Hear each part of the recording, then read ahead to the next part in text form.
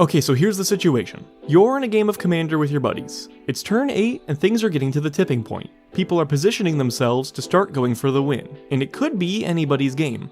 Well, anybody except for you. You're more than a little behind, and there's no mystery as to why. You have very little mana compared to the rest of the table. Everyone around you is firing off 2 or 3 spells a turn. Their board states are constantly growing and changing. Meanwhile, you're stuck budgeting to see if you can afford a parallel lives. It's not like you've neglected your ramp entirely, you've got an assortment of rocks and dorks taking up some slots in the deck. It's just that it didn't come together. Maybe it was clunky or out of order. Regardless of the reason, you're still sitting there, expensive cards rotting away in your hand. If you find yourself in this position often, I may have some advice that can help you out. To determine what kind of ramp you should play, I think it's important to discuss what ramp is and why we play it.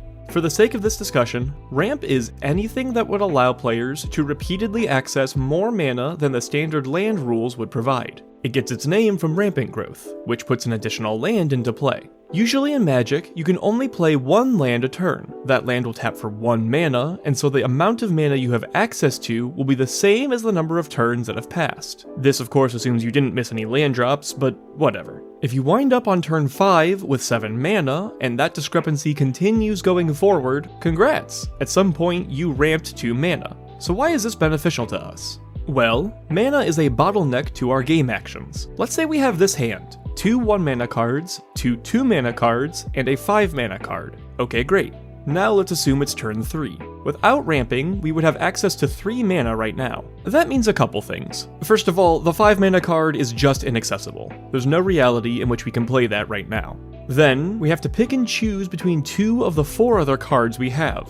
Either 2-mana card and a 1-drop will tap us out of mana, and if we pick both 1-drops, we won't have enough mana left to pay for anything else. We also can't opt to pay for both 2-drops this turn. Now let's say instead we ramped on both turns 1 and 2. We come into turn 3 with a whopping 5 mana. Not only can we choose more of the smaller cards and have a wider variety of options, but now the 5-mana card is also online. This hand suddenly looks much better. With ramp, we widen the bottleneck so we can cast our spells earlier, bigger, and more of them. Because of this, there's a concept in 60-card formats that the person who spent the most amount of mana is the most likely to win. This isn't the end-all be-all, but it's a good rule of thumb, and the first step to achieving this in Commander is getting some ramp in place.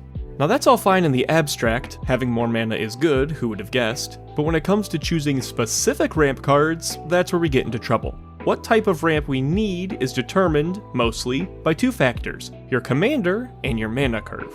The former is simpler, so let's start there. Your commander, the card the entire deck is built around. For most decks, you want to have your commander in play before you start to establish your threats. This is because many popular commanders either create more resources to make your threats easier to cast, or act as a payoff which wants to see those threats get set up. This isn't always the case, but 9 times out of 10 it will be. Let's call these setup commanders. They're a way of putting your engine in motion, and their presence will usher you into the mid-game. This means playing a setup commander sooner than intended will give you a faster velocity through the early game, and you'll often be ahead of anyone playing their commander normally. Since this card will always begin at the same mana cost, it's a reliable figure to build around. On the other hand, we have your mana curve. Take the cards in your deck and remove the lands. Then, lay the remainder out in order of their mana value. What you'll be left with are data points that, if you connect them together, should give you a graph that displays the highest densities of mana costs in your deck. We call this a mana curve. This curve, for example, peaks at 6 mana. Although the entirety of the deck isn't here, this is still an important number to take note of for the sake of considering ramp. If you have multiple significant peaks, it might be important to take note of 2 or more of them. So now we have a couple of figures to keep in mind. Let's say your commander is 4 mana, and the curve's peak is at 5. These numbers will determine how expensive your ramp can afford to be. If you ramp the turn before you would play your commander, then you don't accelerate their casting. You'll just end turn 4 with 1 additional mana left over. For our important figures, we need to be ramping at least 2 turns before they come down. If your first important figure is 4, then our accelerators can afford to be a maximum of 2 mana. In an ideal scenario, our plays look like this. Turn 1, it's whatever, this is a wildcard space. Then turn 2, we play a piece of ramp. Turn 3, we can play our 4 mana commander a turn early. and then on turn 4, we can play one of those 5 mana threats. So you can see how a deck with a very specifically costed commander and threats can benefit from being intentional with the cost of its ramp. The strange thing is, this also works if you have big peaks at 2 and 3 mana. 2 and 3 add up to 5, so many games you'll be able to play a turn 3 commander and then double spell on turn 4 in order to get maximum value. Now that we're up to speed on why our ramp should be chosen intentionally, let's talk about some of our better examples. We're going to go through these in order of the significant figures they can ramp into.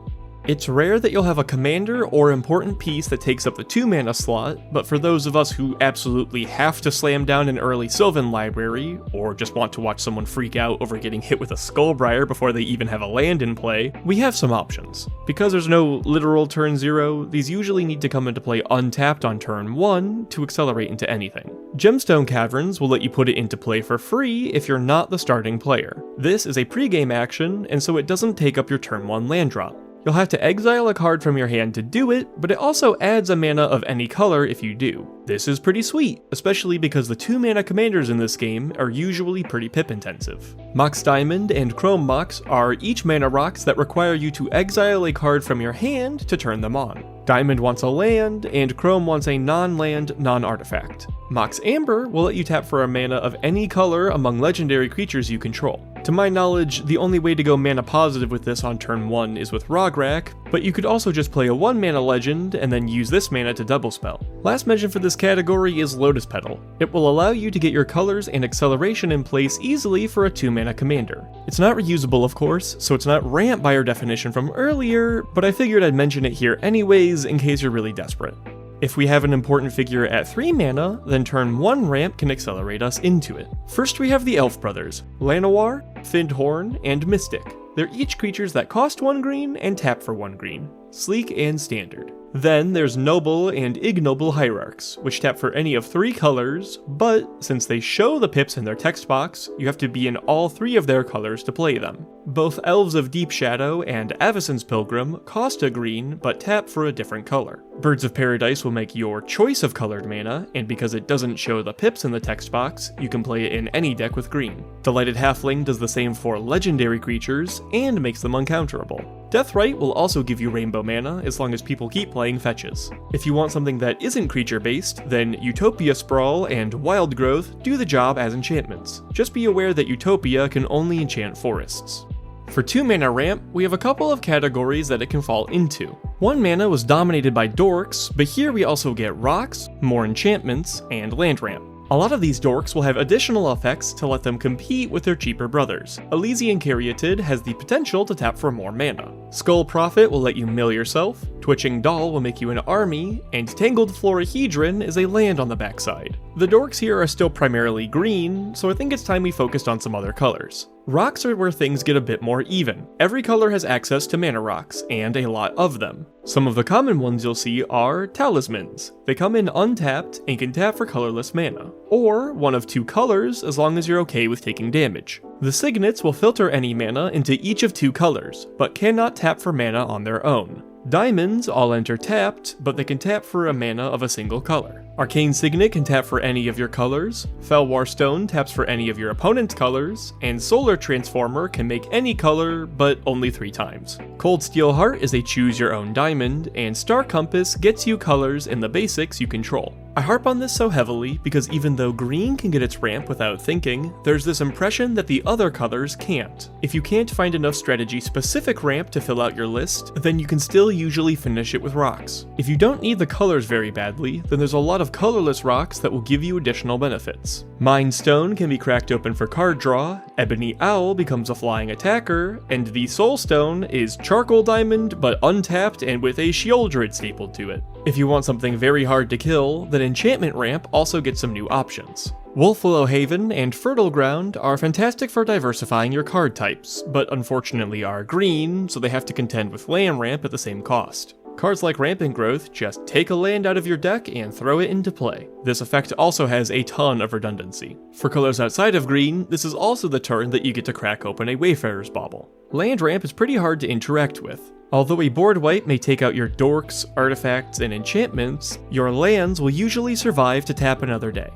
When we talk about turn 3 ramp, we're usually in the realm of added bonuses. The 2 mana stuff does its job without much drawback, so in order for 3 mana cards to do the same job, they have to offer us a little more. Take Archdruid's Charm. It can act as a rampant growth, or exile an artifact or enchantment, or be a fight spell, or tutor up a creature. This is maybe a bit of an overachiever, but it paints a good picture of what we're looking for. Black Market Connections is a great black option, giving you ramp and card draw both in one. Midnight Clock will refill your hand when it's low in the mid-game, Wand of the World Soul gives spells Convoke for further savings on mana, and even the land ramp gets better, with both Harrow and Roiling Regrowth giving you multiple landfall triggers when they resolve. In light of these options, I think you can ask more from your ramp at 3 mana than what the Clue Stones and Banners provide. At this price, you can afford to get picky.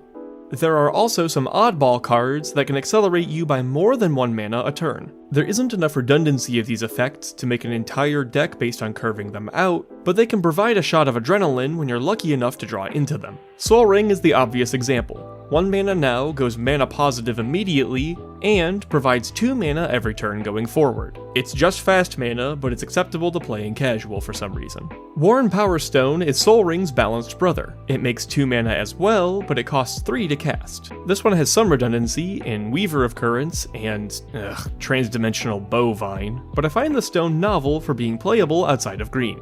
If you're in a heavily blue-centered group, then Carpet of Flowers is a crazy counterpick. You'll get to push way ahead in the early game, assuming the blue players don't intentionally sabotage their own curve to slow you down. Badgermole Cub is not only a 2-mana Worn Power Stone, but also upgrades your subsequent dorks to make more mana. Fabro Elder and Bloom Tender reward you for having multicolored permanents. These are hard to navigate as early setup, but can easily tap for 5 mana in the right deck. Last one I want to hit on for now is Fanatic of Ronus. As long as you have a moderately sized creature in play, he can tap for 4 mana.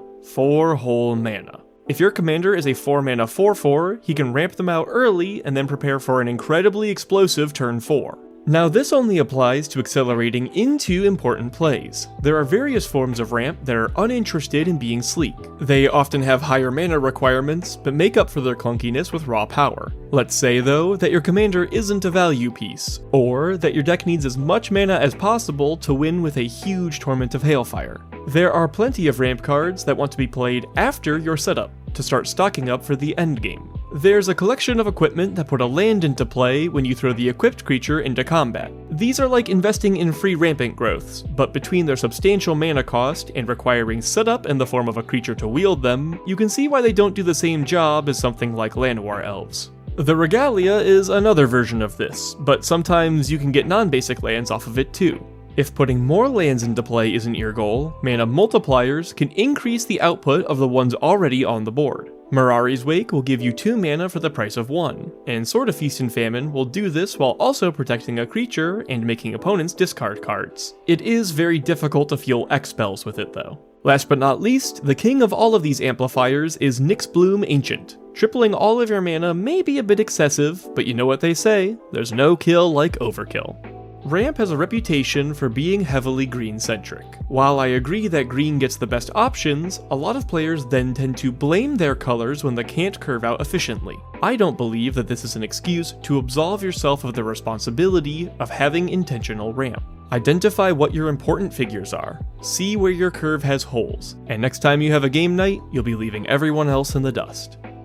If you have an underrated ramp card you love, then please, let me know in the comments below. There are literally thousands of options in this category, so I tried to focus on the ones newer players should look at first. But that's by no means the end of this list, so head down there and see my subs talk about how Path to Exile is actually a 300 IQ ramp card. While you're down there, I'd appreciate it if you liked the video and shared it with a friend. It's only been 1 year since we started this journey, and already we're at almost 30,000 subscribers. I have no idea how that happened. If you want to keep me stun-locked by this revelation, then subscribe to make the number go up. I have a Discord where I talk to you guys directly, and a Blue Sky where I mostly yell at clouds. Thank you so much for watching, and have a wonderful rest of your day.